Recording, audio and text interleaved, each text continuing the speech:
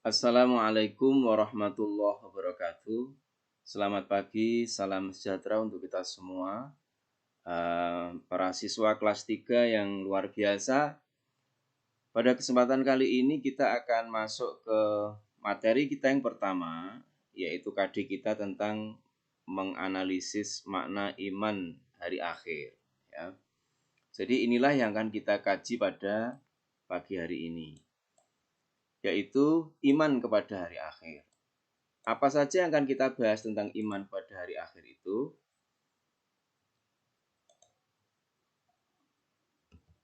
Yang pertama adalah terkait dengan makna iman kepada hari akhir. Yang kedua, tentang periode hari akhir. Jadi hari akhir itu ada tahapan-tahapannya. Hari kiamat itu ada tahapan-tahapannya. Kemudian iman kepada hari akhir itu hakikatnya apa sih? Lalu makna atau hikmah yang dapat kita ambil ketika kita beriman pada hari akhir itu apa? Kemudian tahapan yang kelima adalah menerapkan perilaku mulia hasil dari iman kita pada hari akhir itu. Apakah kita itu nanti akan bertambah khusyuk dalam sholat, amal kita bertambah, dan seterusnya. Ini yang terkait dengan iman kepada hari akhir. Nah, mari kita coba mengkaji iman kepada hari akhir ini. Kita lihat dulu, ada satu tayangan film yang menggambarkan iman kepada hari akhir. Coba kita lihat ya. Ya, inilah gambaran tentang terjadinya hari kiamat, walaupun ini sebenarnya tidak sepenuhnya bisa menggambarkan dahsyatnya hari kiamat, gitu ya. Karena hari kiamat itu sebagaimana kita pahami, itu kan ada dua ya. Yang pertama adalah kiamat sughra, kiamat kecil. Kematian karena kecelakaan, karena banjir, karena corona, misalnya COVID-19 itu kiamat sughra. Karena apa? Karena dalam Al-Quran dikatakan kullu nafsin dha'iqatul maut. Bahwa tiap-tiap yang berjiwa itu akan merasakan mati. Kiamat sughra itu terjadi setiap hari, bahkan tiap menit, tiap menit. Lalu kiamat kubro. Nah, kiamat kubro ini luar biasa. Kiamat kubro ini kiamat besar, kiamat total, tidak hanya bumi, tetapi universe, alam semesta ya. Alam semesta itu nanti akan hancur total. Nah, ini adalah kiamat kubro. Maka dikatakan di dalam surat At-Takwir 1-3 itu, idza syamsu kuwirat wa idzan nujumu kadarat wa idzal jibalu suyirat. Apabila matahari digulung itu diredupkan. Apabila bintang-bintang itu berjatuhan, planet-planet itu saling bergesekan karena gaya gravitasinya hilang, dan apabila gunung-gunung dihancurkan, maka itulah akan terjadi kiamat kubro. Lalu bagaimana menurut ilmu pengetahuan tentang kiamat kubro ini? Ada beberapa teori ya. Ada satu misalnya teori geologi. Kita tahu kalau kita mengkaji sains, bumi kita yang kita tinggali ini, di mana kita stay, itu dulu kan terjadi dari gas. Nah, kalau gas itu misalnya memanas atau mendingin, maka itu akan terjadi perubahan. Nah, perubahan itulah yang yang menyebabkan kehancuran bumi. Juga teori fisika, matahari kita ini memiliki daya pancar yang luar biasa, daya panas yang luar biasa. Ini dari kajian fisika. Ketika panas itu, sinar matahari itu diredupkan, maka apa yang terjadi bisa kita bayangkan. Ketika kita bangun ternyata matahari nggak terbit dan seterusnya. Kalau itu terjadi berbulan-bulan, bertahun-tahun, apa yang terjadi? Kehidupan pasti hilang dan seterusnya ya. Lalu setelah hari kiamat ini terjadi, hari kiamat besar itu terjadi, kiamat kubra terjadi, ada tahapan ya. Ketika sudah hancur semua, dihancurkan, maka kemudian ada tahapan namanya Yaumul Ba'ats. Kita sudah mati semua lalu dibangkitkan, yaitu Yaumul Ba'ats, hari kebangkitan. Ini diantaranya digambarkan di dalam surat Mujadalah ayat 6. Lalu setelah Yaumul Ba'ats ada namanya Yaumul Hasyr. Apa itu Pak Yaumul Hasyr? Yaumul Hasyr yaitu hari dikumpulkannya manusia setelah dibangkitkan itu dari kuburnya masing-masing. Nah, kemudian semua manusia itu digiring ke tempat luas yang disebut dengan padang mahsyar. Ini disebutkan di dalam surat Al-Kahfi ayat 4.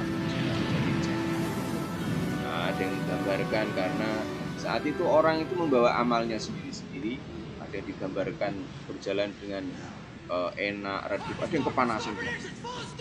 Lalu setelah itu periode di mana manusia akan mendapatkan buku catatan. Jadi setiap manusia di alam mahsyar nanti mempunyai buku catatan. Kita perjalanan hidup. Kita itu ketika hidup seperti video ya. Lalu ada CCTV ya. Kemudian CCTV kita itu malaikat raqib dan atid. Nah itu nanti akan dibuka sih. Sesuatu yang tersembunyi sekarang tidak ketahuan itu akan dibuka. Berikutnya adalah Yaumul Mizan atau Yaumul Hisab. Nah, hisab itu hitung, mizan itu timbang. Amal-amal kita akan dihitung, amal-amal kita akan ditimbang. Nah, jadi tidak ada yang tersembunyi sedikit pun. Akan ketahuan semua. Nah, setelah itu kemudian ada tahapan namanya As-Sirat. Apa itu Pak As-Sirat? As-Sirat itu digambarkan di dalam hadis riwayat Muslim itu, terbentanglah jembatan As-Sirat itu di antara dua tepi neraka jahanam. Nah, kita digambarkan besok akan melewati As-Sirat itu. Berikutnya ada tahapan namanya Yaumul Jaza. Yaumul Jaza. Apa itu Yaumul Jaza? Yaitu suatu hari ketika manusia itu akan menerima balasan Allah. Jaza. Jaza itu artinya balasan. Balasan yang diterima seseorang itu akan sesuai dengan amal. Kalau dulu amalnya baik, dia akan mendapatkan balasan yang baik ya. Ini digambarkan di dalam surat Al-Mu'min ayat 17. Pada hari itu tiap jiwa diberi balasan dengan apa yang telah diusahakan. Tidak seorang pun dirugikan pada hari ini. Adil ya. Inilah nanti puncaknya keadilan di sini. Mungkin di dunia ini seolah tidak ada keadilan, tapi keadilan nanti, keadilan sempurna akan ditunjukkan oleh Allah Subhanahu wa Ta'ala. Lalu balasan dari perbuatan baik dan perbuatan baik tadi akan dibalas dengan apa? Dalam konsep agama itu akan dibalas dengan surga. Gambarkan di dalam surat Waqiah ayat 8 sampai 40 itu luar biasa gambarannya. Ada orang golongan kanan, golongan kiri. Bagaimana golongan kanan itu akan mendapatkan balasan dari Allah. Kita tentu berharap ini mendapatkan.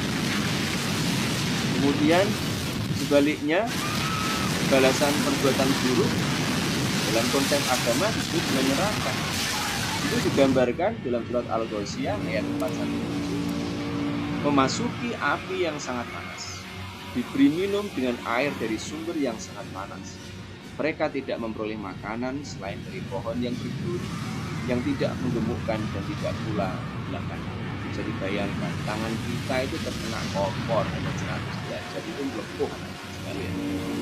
Apalagi ini ribuan derajat panas, ribuan derajat Celcius panas. Maka oleh karena itulah kita sebagai orang yang beriman, dari gambaran tadi itu tentang peristiwa hari kiamat dan seterusnya, apa hikmah yang bisa kita ambil?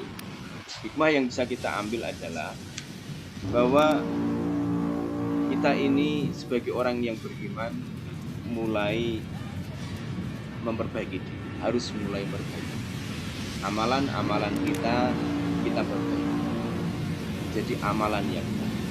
Kemudian kemaksiatan itu harus kita benci, jangan malah kita mendekat kepada kemaksiatan kecil apapun kemaksiatan. Senantiasa menghindari niat-niat yang buruk, kemudian memperbaiki motivasi amal kita dalam kehidupan sehari. Jadi para siswa sekalian, itu gambaran materi kita hari ini yang terkait dengan hari kiamat. Demikian, semoga bermanfaat. Terima kasih. Assalamualaikum warahmatullahi wabarakatuh.